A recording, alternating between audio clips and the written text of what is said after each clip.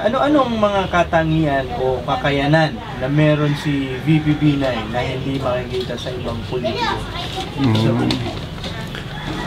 Actually, si VP Binay po, nung since 1973 na nagkaroon ng martial law, yan nakasama ko na kasi ako kabilang din sa kabilang panel sa mga naging aktivista ako.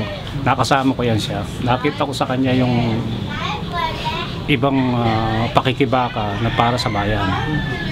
At nung tumakbo siya ng 2010 ng Vice President, doon ako sumama sa kanya. Kasi nakita ko yung mga nagawa niya sa Makati, hindi lang sa Makati, yung mga sister city na talagang natulungan niya. Yun ang katangian na nakikita ko sa kanya.